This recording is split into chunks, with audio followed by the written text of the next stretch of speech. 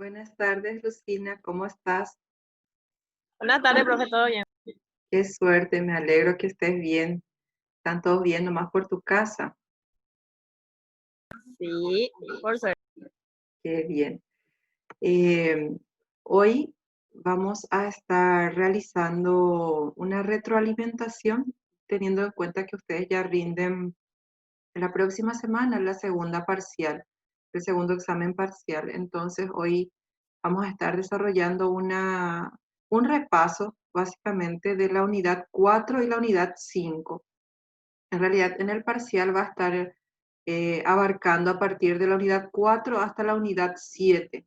Entonces, hoy vamos a estar desarrollando el repaso de la unidad 4 y 5 y la próxima clase desarrollaremos la unidad 6 y 7, ¿verdad? Pero como ustedes van a estar rindiendo ya el lunes, el fin de semana ya va a estar disponible el material que va a ser un conglomerado, un resumen de la unidad 6 y 7 para que también tengan disponible y poder estudiar el fin de semana. Entonces, Bueno, cualquier cosita, no duden ustedes en preguntarme. Voy a estar disponible respondiéndoles, ya sea en el foro o por mensaje de texto, como les quede mejor. ok. Mientras vamos aguardando a los compañeros, como nuestro tiempo es corto, voy a ir iniciando contigo el repaso de la unidad 4 y 5. Voy a compartir la pantalla eh, de ese material. Bueno, profe. Les voy a decir ahora que entren. Decirle, pues entonces, porque tenemos poco tiempo y después se nos corta y no podemos desarrollar todo el material.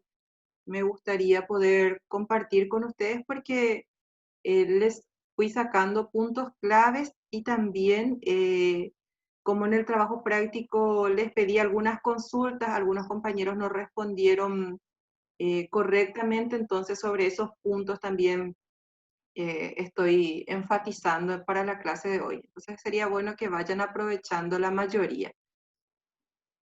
Iniciamos nosotros entonces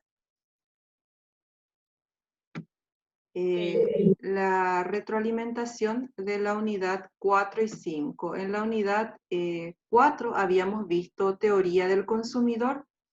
¿Y qué es la teoría del consumidor? Y es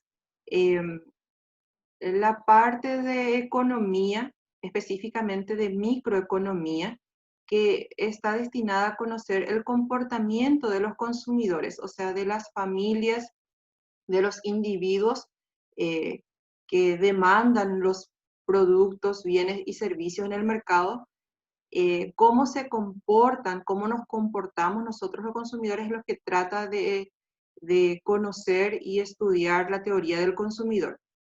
Y este comportamiento nosotros lo llevamos a cabo para satisfacer nuestras necesidades, nuestras preferencias, nuestros gustos. Entonces, digamos que la rama encargada de estudiar la conducta del consumidor está dentro de la microeconomía y ahí tenemos una teoría que es justamente la teoría del consumidor. Entonces, es importante recordar que la teoría del consumidor es la parte microeconómica, o sea, corresponde a la perspectiva microeconómica que está destinada a conocer el comportamiento de los consumidores en general para saber cómo se comportan para cubrir sus necesidades y sus gustos. ¿Y qué es el consumidor? Y el consumidor somos todos nosotros, ¿verdad? Cada individuo es un consumidor porque demandamos tanto alimentos, vestimenta, estudio, demandamos un sinfín de cosas para cubrir nuestras necesidades, ¿verdad? Y el consumidor entonces es un agente económico que demanda, o sea, que solicita el consumo, ¿verdad? Y disfruta también de los bienes y servicios económicos para satisfacer sus necesidades. Esa es la parte demandante de bienes y servicios del mercado, ¿verdad?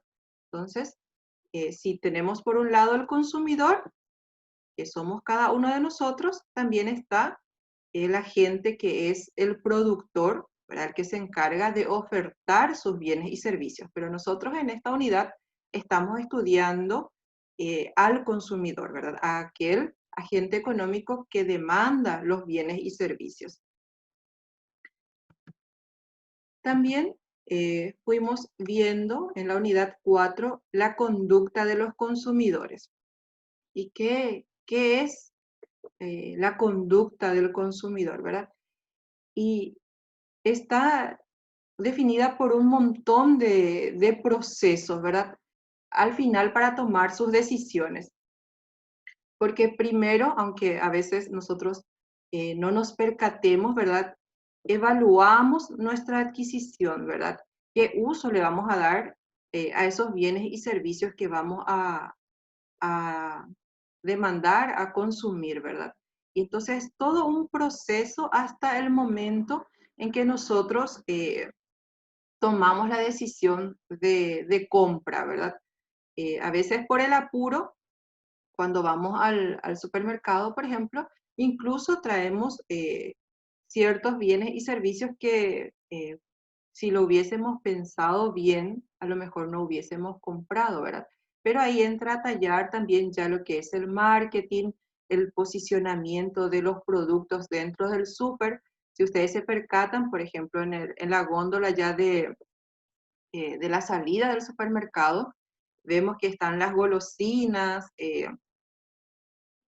cosas que no parecen tan necesarias, pero cuando de repente vamos con criaturas no podemos pasar la caja sin traer alguno de esas golosinas, ¿verdad? Y eso ya es producto del marketing y de un estudio que se realiza para ver cómo nos comportamos nosotros los consumidores, ¿verdad? Después también vimos las preferencias del consumidor. Y aquí vimos que en esta teoría se asume ciertos aspectos que guardan relación con la preferencia del consumidor, ¿verdad? Ciertos elementos. En este caso vimos 3 que ya están como dados, o sea que la teoría del consumidor asume esto, que así se realiza, ¿verdad? Entonces estos son los elementos ya asumidos por la teoría del consumidor y son que los bienes que puede adquirir el consumidor son comparables entre sí, que siempre nosotros podemos comparar un bien con otro antes de adquirirlo, ¿verdad? Que las preferencias del consumidor son transitivas. Dijimos en la clase que transitiva quería decir que si preferimos cierto bien, le llamamos A, en vez que otro bien que podemos llamarle B, y a B en vez de C, entonces seguro vamos a preferir A en vez de C. Yo les había dado incluso ejemplos, ¿verdad? Si nosotros ponemos un ejemplo de marcas de gaseosa, ¿verdad? Si nosotros preferimos la Coca-Cola a la Pepsi, pero preferimos la Pepsi a la Pool, ¿verdad? Que son marcas, ¿verdad? Y que son complementarios. Entonces, si nos pusieran a elegir entre la Coca-Cola y la Pool, seguro vamos a estar prefiriendo la Coca, porque en principio fue nuestra primera preferencia, ¿verdad? Esto es lo que asume la teoría del consumidor. Si nosotros tenemos cierta preferencia hacia un producto o una marca, ¿verdad? Si esa preferimos a otra, pero esta otra incluso preferimos antes que la tercera opción, entonces cuando la primera opción nos ponen a elegir la primera opción contra la tercera opción, da como hecho que vamos a preferir la primera opción a la tercera opción, ¿verdad? Y que la utilidad marginal es decreciente. Entonces, habíamos dicho que los agentes económicos, los consumidores, se establecen orden entre los bienes que van a elegir para su consumo y esto marca su preferencia. La utilidad marginal decreciente habíamos explicado que era que en principio un bien nos producía una gran satisfacción el consumo, ¿verdad? A medida que íbamos consumiendo el mismo bien en más cantidad, ¿verdad? Vamos a seguir teniendo una satisfacción, pero va a ser menor a aquel primer consumo de ese bien. Esto significa utilidad marginal decreciente. Entonces, estos tres elementos ya la teoría del consumidor asume que son las preferencias del individuo, ¿sí? Después, también habíamos visto la preferencia revelada, que nos mostraba que cualquier consumidor que sea coherente en el sentido económico, ¿verdad? Se va a comportar como si estuviera maximizando su utilidad y utilizaba la misma relación, que si nosotros preferíamos un cierto bien a otro, eh, entonces ese bien va a ser ya nuestra preferencia revelada y mientras nos vaya dando la posibilidad de nuestro límite presupuestario, siempre vamos a ir prefiriendo ese bien que ya nosotros revelamos como nuestra mayor preferencia y la que nos daba una máxima utilidad, ¿verdad? Y aquí ya después también hablamos de la utilidad marginal, que nos decía que la utilidad marginal de un bien es el aumento de la utilidad total que reporta el consumo de una unidad adicional de ese bien, ¿verdad? Entonces, el consumidor obtiene una utilidad marginal decreciente de un bien si cada unidad adicional que consume eleva su utilidad total, pero menos que la unidad anterior, ¿verdad? Tenemos la utilidad marginal creciente y la utilidad marginal decreciente. Para lo que correspondía a preferencias del consumidor, nosotros habíamos mencionado que la utilidad marginal es decreciente, no creciente, decreciente. Eso quiere decir que a medida que vamos consumiendo una unidad adicional de ese bien, nos va a elevar nuestra utilidad total, pero va a ser menor que la primera o la unidad anterior a esa que consumimos, ¿verdad? Esto también es muy importante que recuerden. Después habíamos hablado, incluso habíamos hecho una tarea sobre la curva de indiferencia, ¿verdad? La curva de la indiferencia nos muestra el conjunto de cestas entre las que el consumidor es indiferente, ¿verdad? Nosotros preferimos, algunos habían hecho muy bien su tarea entre la preferencia de horas de educación contra horas de comunicación o internet, ¿verdad? Y esas muestras que habían hecho ustedes del conjunto de bienes y servicios a los cuales ustedes eran indiferentes en el consumo, o sea, les reportaba la misma utilidad, entonces esa es la curva de indiferencia. Y la curva de indiferencia no guarda relación directa en principio con nuestro límite presupuestario. Nosotros podemos desear un conjunto de bienes y servicios, ¿verdad? Pero luego, cuando ya se ve la optimización de nuestra utilidad, ahí sí ya tenemos en cuenta nuestro límite presupuestario porque esa es la que nos marca el tope del consumo que podemos realizar, ¿verdad? De acuerdo al ingreso que nosotros tenemos como consumidor y que tenemos como renta, ¿verdad? El ingreso como renta.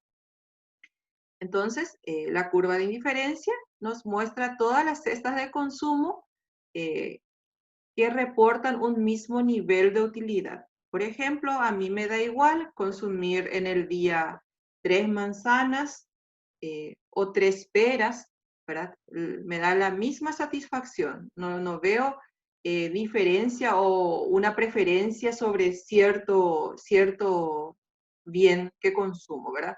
O si yo prefiero más manzanas, prefiero en realidad consumir 2 manzanas al día y solo una pera al día. Pero si me dicen que no hay manzana, entonces voy a preferir consumir 3 peras en vez de las manzanas, ¿verdad? Esas Ese conjunto de consumo es lo que nos muestra la curva de indiferencia, a lo que nosotros somos indiferentes en el consumo o nos reportan la misma utilidad. Después ya habíamos hablado sobre la restricción presupuestaria. Para la restricción presupuestaria nosotros habíamos visto ya incluso en clases anteriores que nos mostraba el límite del consumo que podíamos nosotros realizar de acuerdo al ingreso que teníamos, ¿verdad? Y la representación gráfica de la restricción presupuestaria fue lo que incluimos en esta unidad 4 y que suele denominarse recta de balance. O sea, es lo mismo, es la restricción presupuestaria, pero gráficamente le nombramos, le decimos recta de balance, ¿verdad? Y la recta de balance lo que nos muestra es las combinaciones máximas de bienes que puede comprar el consumidor teniendo en cuenta su renta y los precios que debe pagar por cada consumo, ¿verdad? Por cada bien que consume. Y el equilibrio del consumidor se daba en donde la curva de la utilidad se interceptaba o se cruzaba con la recta de balance, ¿verdad? Nosotros podemos tener gustos, utilidades, deseos mucho más elevados a lo que nosotros realmente podemos consumir, pero lo que nos va a marcar la pauta del equilibrio va a ser aquel punto en donde nuestra renta realmente se adecue a aquel gusto que nosotros tenemos, ¿verdad?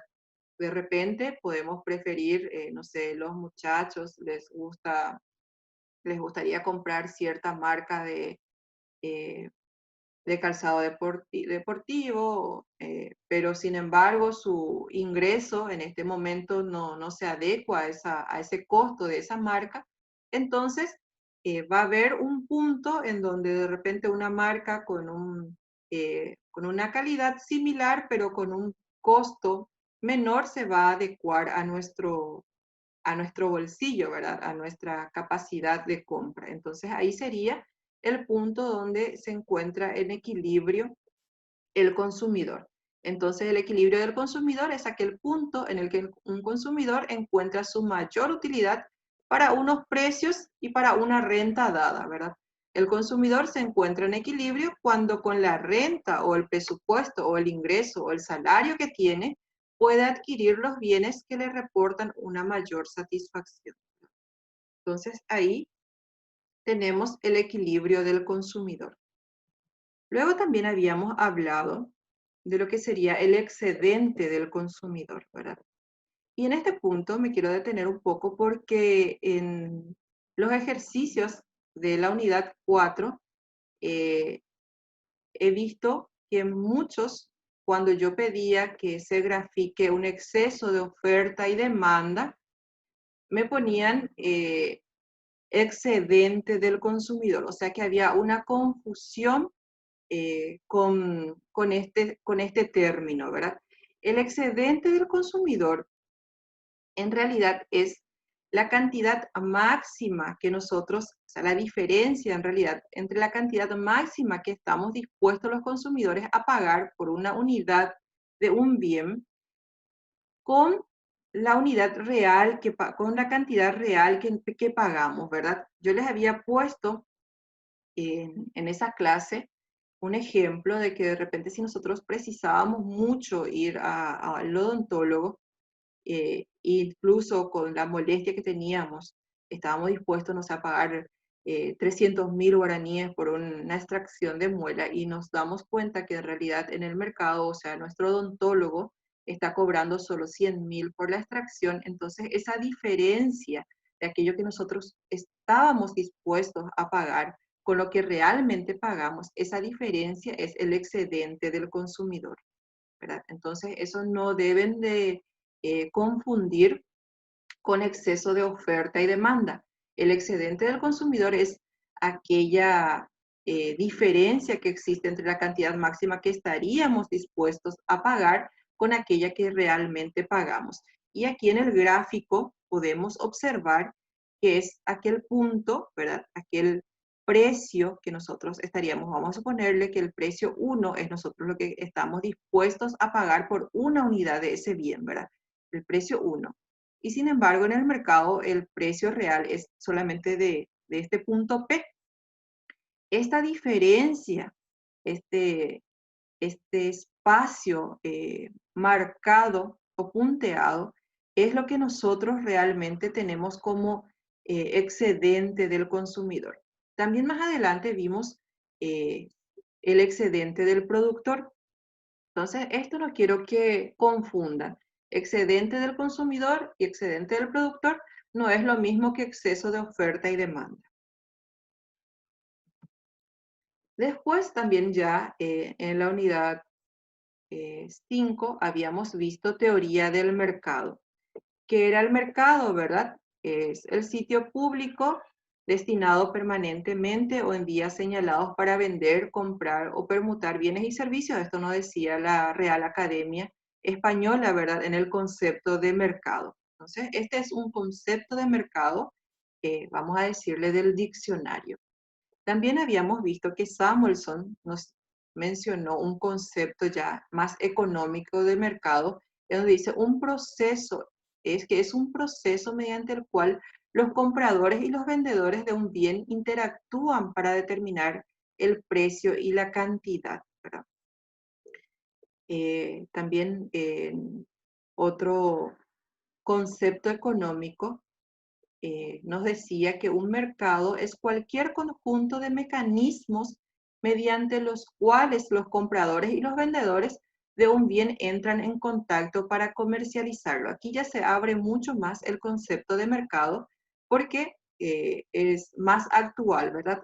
Cualquier conjunto de mecanismos. Esto quiere decir que puede ser un mercado virtual, eh, un mercado de bonos, un mercado incluso, un mercado físico, pero cualquier conjunto donde se puedan interactuar o entrar en contacto los compradores y los vendedores, a eso llamamos mercado, ¿verdad?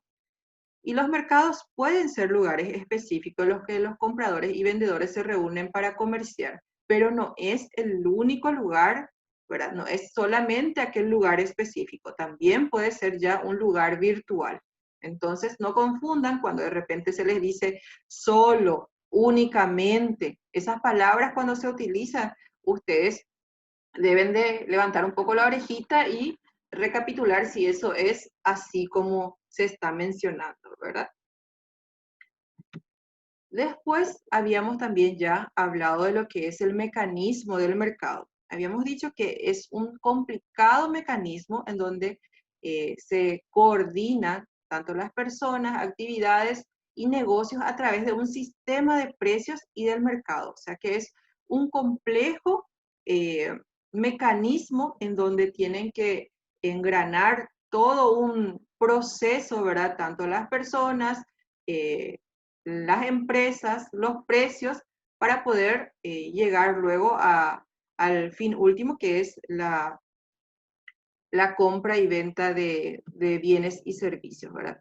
Y la principal función del mercado es determinar el precio de los bienes. Y el precio es el valor del bien en términos de dinero. O sea que nosotros le ponemos un valor monetario a aquello que queremos vender o el oferente nos pone un precio a aquello que nosotros queremos comprar. Y la principal función del mercado es justamente determinar el precio de los bienes y servicios, ¿verdad?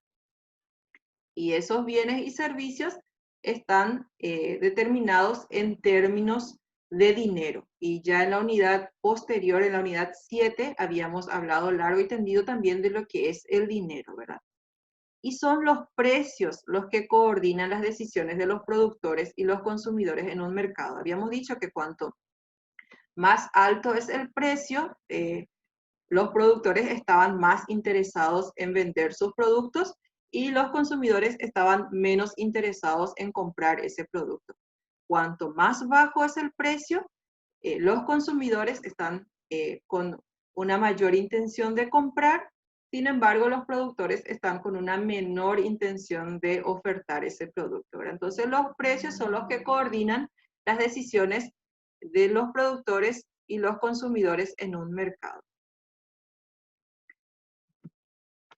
Hablamos también de lo que es el flujo circular de la renta. Las decisiones de las economías domésticas, las empresas, los entes públicos determinan conjuntamente la producción total de la economía, el número de trabajadores que van a ser utilizados para obtener los bienes y servicios, la renta de las economías domésticas, ¿verdad? Habíamos visto un flujo circular, o sea, un diagrama del flujo circular de la renta para explicar un poco cómo se llevaba a cabo el funcionamiento de la economía. Entonces, aquí el diagrama del flujo circular nos muestra un panorama general de la organización y funcionamiento de la economía, ¿verdad? Y no olviden que, como todo modelo económico, esto es una simplificación de la realidad, no es la realidad toda, porque aquí todavía nosotros no estamos estudiando cómo interviene el gobierno, el Estado en este mercado, que nosotros sabemos también que el Estado también interviene en el mercado de bienes y factores, porque también es comprador y también es oferente de ciertos bienes y servicios que nosotros consumimos, ¿verdad? Entonces, no olviden que cuando hablamos de modelos económicos, esto es una simplificación de la realidad. O sea, para ver cómo se comportan cuando varían ciertos factores, pero dejamos constante, dejamos eh, todos los demás factores sin que se muevan, ¿verdad? Hay muchísimos factores que entran a tallar cuando hablamos de los mercados de bienes y factores. Por ejemplo, un cambio climático va a ser de repente distinta a la producción de ciertos bienes, vamos a hablar de bienes agrícolas, ¿verdad?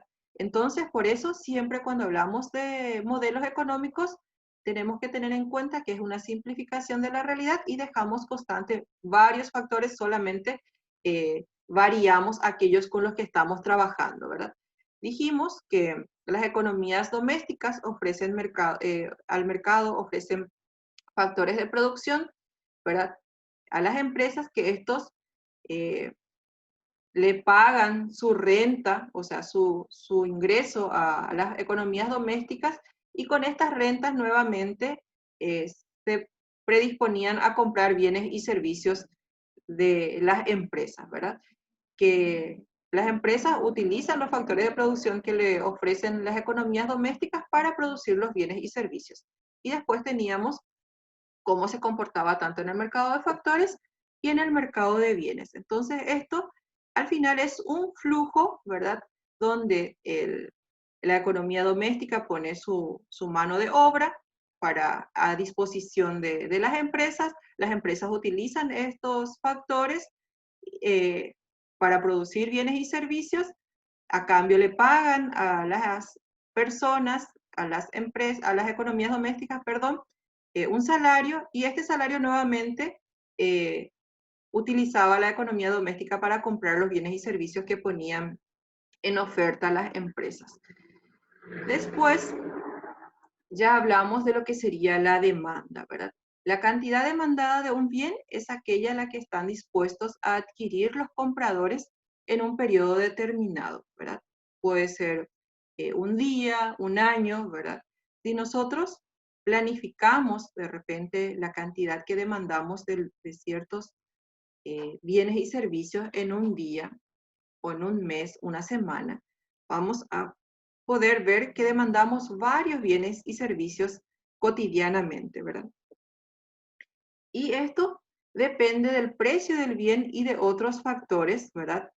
Incluido el precio de los otros bienes, también de nuestros ingresos, de nuestros gustos, incluso habíamos hablado también de los precios futuros esperados. Todo esto, ¿verdad? Forma parte de la demanda.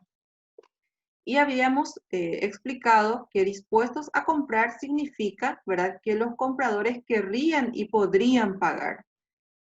Y hablamos, tratamos de entender juntos que la cantidad demandada depende únicamente de la conducta de los compradores, mientras que la cantidad comprada depende tanto de los compradores como de los vendedores, porque la cantidad demandada es aquella que nosotros estamos dispuestos a comprar, pero no es la que compramos, porque el oferente tiene que ofrecer también esa cantidad para que nosotros podamos comprar. Entonces, la cantidad demandada es la que depende únicamente del consumidor. Y la cantidad comprada ya es aquel acuerdo en donde llegan los compradores y los vendedores. Entonces, esta consulta yo puse en el trabajo práctico y hubo bastante confusión en ese sentido, ¿verdad? Entonces, a recordar que la cantidad demandada es aquello que nosotros estamos dispuestos a comprar y depende únicamente del comprador, del consumidor, mientras que la cantidad comprada ya es un acuerdo a la que llegamos con el vendedor. Entonces tenemos que ya estar de acuerdo tanto comprador como vendedor. Después vimos también del lado de la oferta que la cantidad ofrecida es aquella que están dispuestos a vender los vendedores en un periodo determinado también, que puede ser un día, una semana, un mes, un año, ¿verdad? Y depende también del precio del bien y de otros factores, principalmente de los precios de los factores utilizados en la producción, ¿verdad? Las técnicas de la producción que disponen los vendedores.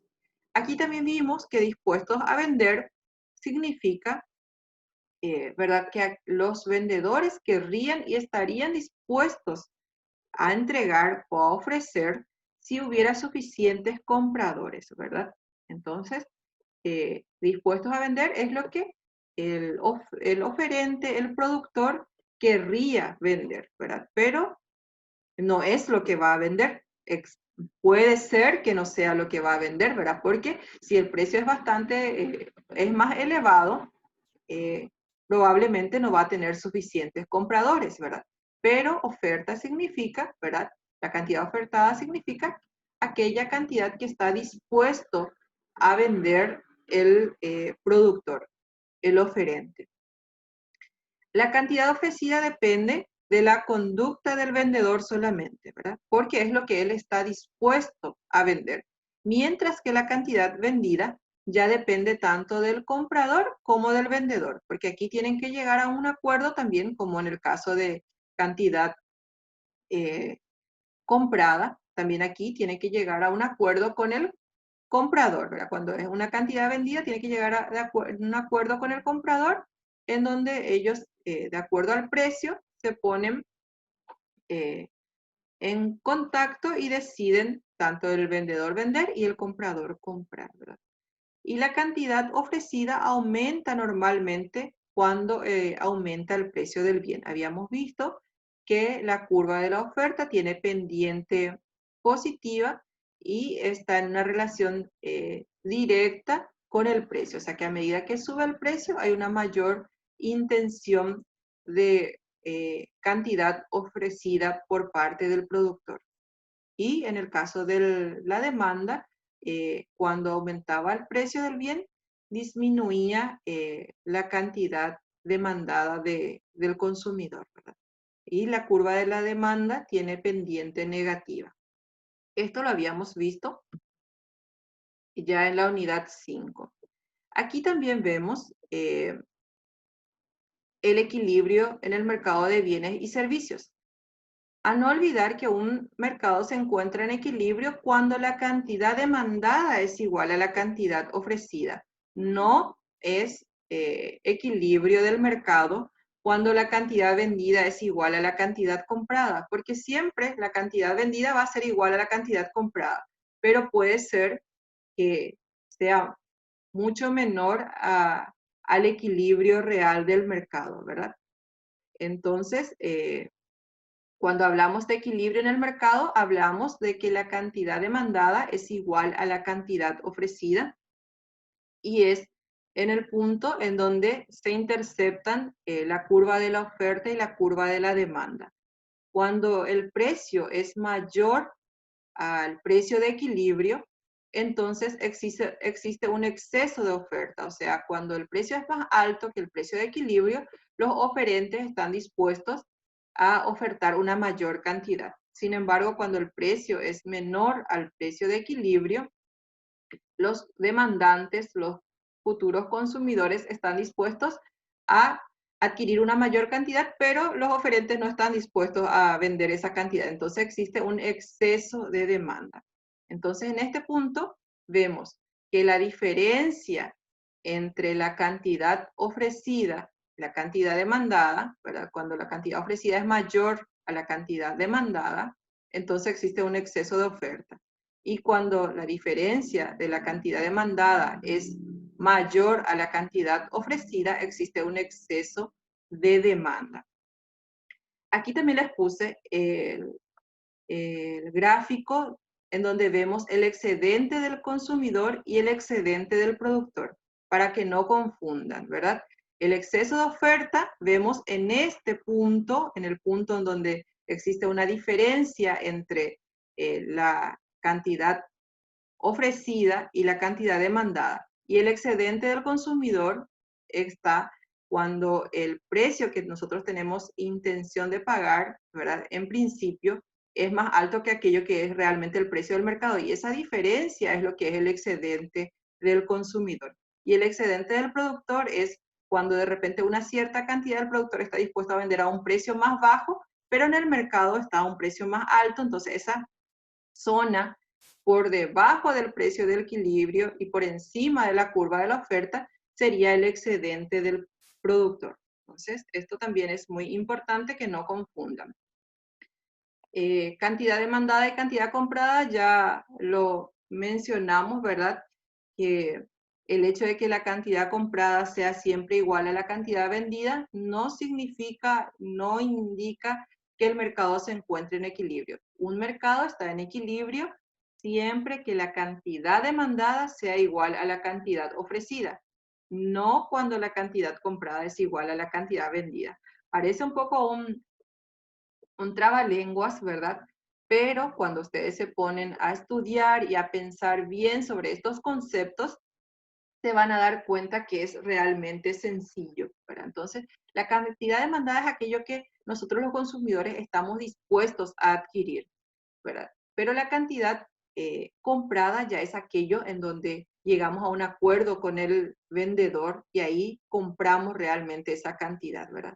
Por eso, cuando cantidad demandada es igual a cantidad ofrecida, tenemos equilibrio. Cuando cantidad comprada es igual a la cantidad vendida, es solamente una transacción en el mercado, ¿no? No indica que sea equilibrio. No indica que siempre sea equilibrio. Puede ser también que sea equilibrio, ¿verdad? Pero siempre es equilibrio cuando la cantidad demandada es igual a la cantidad ofrecida, no siempre cuando la cantidad comprada es igual a la vendida. Luego ya vimos los factores que hacen que la curva de la demanda y la curva de la oferta se desplacen.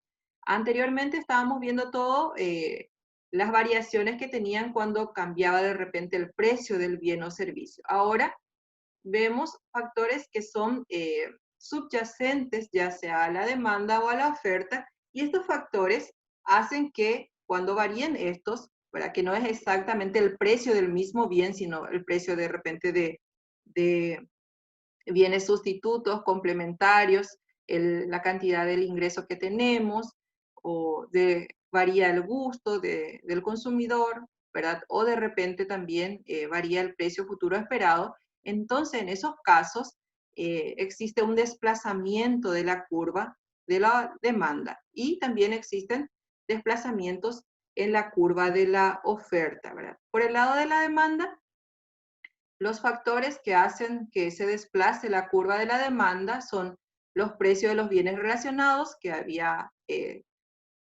bienes sustitutos, bienes complementarios, la renta de los consumidores, que podría ser en el caso de bienes normales o bienes inferiores, tenían distinta variación, ¿verdad? Distinto desplazamiento, los gustos de los consumidores y los precios futuros de los bienes, ¿verdad? Los precios futuros esperados de los bienes. Habíamos visto en esa ocasión los distintos gráficos, ¿verdad? De cómo se comportan ante las variaciones, ¿verdad? En el caso de bienes sustitutos y bienes complementarios son la variación del precio de los bienes relacionados. Pueden ser estos dos tipos de bienes. Los sustitutos son aquellos que, como su nombre dice, sustituyen al bien. Por ejemplo, la carne vacuna es sustituida por la carne de pollo, ¿verdad? Sería un sustituto. Un complementario es aquel en donde al comprar un bien tenemos necesidad de comprar también otro bien. Por ejemplo, el auto con el combustible son bienes complementarios, ¿verdad? Dijimos que de acuerdo a la variación que tienen, también se llevan a cabo distintos desplazamientos de la curva de la demanda. Entonces, esto también es importante que repasen ustedes, ¿verdad? Entonces, en caso de que salga en el parcial, ¿qué ocurriría si aumenta el ingreso de las personas en caso de un bien normal? ¿Cómo se va a desplazar la curva de la demanda? Y ahí ustedes tienen que saber si es hacia la derecha o hacia la izquierda, ¿verdad? Una variación de cualquiera de los factores, ¿verdad?, que se mantiene constante cuando se representa la curva de la demanda puede alterar la cantidad demandada a cada uno de los precios. Y esta alteración se muestra en forma de desplazamiento de la curva de la demanda. Estos factores que nosotros vimos, ¿verdad?, estos 4 factores, provocan un desplazamiento de la curva de la demanda. Y todo lo que provoca un desplazamiento de la curva de la demanda hacia la derecha o hacia arriba, también podemos decir, provoca un aumento tanto del precio como de la cantidad. Y todo lo que provoca un desplazamiento de la curva de la demanda hacia la izquierda o hacia abajo, provoca una disminución tanto del precio como de la cantidad. Entonces, esto es importante también que recuerden. Después, habíamos visto, ¿verdad?, que existen movimientos a lo largo de la curva de la demanda y desplazamientos de la curva de la demanda. Los movimientos a lo largo de la curva de la demanda se ven cuando varía el precio del propio bien. Y los desplazamientos de la curva de la demanda ocurre cuando ocurre una variación de los factores que son diferentes al precio del propio bien que estamos estudiando, ¿verdad? Serían los factores que son subyacentes a este bien, que puede ser el aumento, o sea, la variación del ingreso del individuo, cambio de los gustos, el precio futuro esperado, o también de repente la variación del precio de otros bienes que no sea el bien. Entonces, existe un movimiento a lo largo de la curva de la demanda cuando varía el precio del propio bien. Y desplazamientos de la curva de la demanda se observa, se tiene cuando varían otros factores, ¿verdad? Que no es el precio del bien de ese producto. Después, también tenemos factores subyacentes a la curva de la oferta, que son 3, que habíamos visto nosotros 3, ¿verdad? Los activos productivos duraderos, la tecnología existente y los precios de los factores variables o la mano de obra, ¿verdad? Activos productivos duraderos serían el capital físico de la empresa. La tecnología existente es cuando de repente la tecnología mejoró y podemos nosotros producir una mejor cantidad, utilizar eficientemente nuestros recursos porque mejora nuestra tecnología. Y los precios de los factores variables sería el precio del trabajo, o sea, la mano de obra. Aquí también tenemos que una variación de cualquiera de los factores que se mantiene constante cuando se traza la curva de la oferta puede alterar la cantidad ofrecida de cada uno de los precios, y esta alteración también se muestra con un desplazamiento de la curva de la oferta.